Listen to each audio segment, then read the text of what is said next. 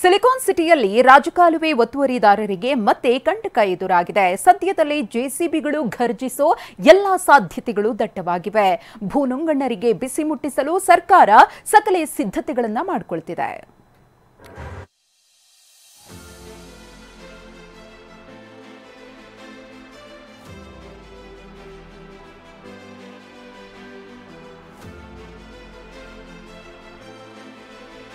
ಮಳೆಯ ಹೊಡೆತಕ್ಕೆ ಬೆಂಗಳೂರು ನಡುಗಿದೆ.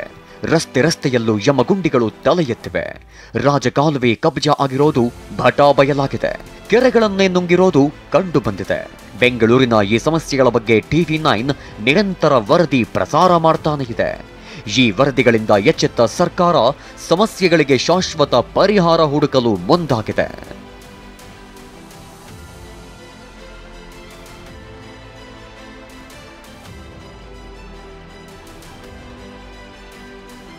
ಮಳೆಗಾಲದ ಅವಾಂತರ ತಡೆಗೆ ಸರ್ಕಾರ ಸಜ್ಜು. ರಾಜಕಾಲುವೆ ನುಂಗಿದ್ದವರಿಗೆ ಟೆನ್ಷನ್ ಶುರು.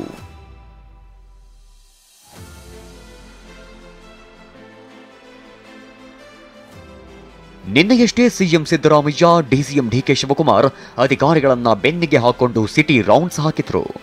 ಮಳೆಯಿಂದ ಅವಾಂತರ ಸೃಷ್ಟಿಸಿದ್ದ ಏರಿಯಾಗಳನ್ನ ವೀಕ್ಷಿಸಿದ್ರು.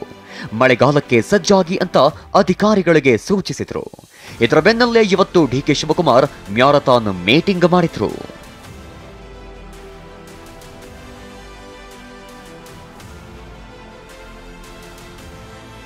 ಮಲ್ಲೇಶ್ವರಂನ ಬಿಬಿಎಂಪಿ ಕಚೇರಿಯಲ್ಲಿ ಬೆಸ್ಕಾಂ, ಬಿಡಬ್ಲ್ಯೂಎಸ್ಎಸ್ಬಿ, ಬಿಎಂಟಿಎಫ್, ಬಿಡಿಎ ಸೇರಿದಂತೆ ವಿವಿಧ ಇಲಾಖೆಗಳ ಅಧಿಕಾರಿಗಳ ಜೊತೆ ಡಿಕೆಶಿ ಸಭೆ ನಡೆಸಿದ್ರು.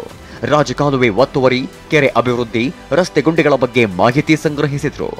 ರಾಜಕಾಲುವೆ ಒತ್ತುವರಿ ತೆರವಿನ ಬಗ್ಗೆ ಕೋರ್ಟ್ನಲ್ಲಿ ಕೇಸ್ ಇರೋ ಬಗ್ಗೆ ಚರ್ಚಿಸಿದ್ರು. ಅವಶ್ಯಕತೆ ಬಿದ್ದರೆ ವಿಶೇಷ ವಕೀಲರನ್ನ ನೇಮಿಸಿ ಕೇಸ್ ಇತ್ಯರ್ಥಗೊಳಿಸಲು ಸೂಚನೆ ಕೊಟ್ಟರು.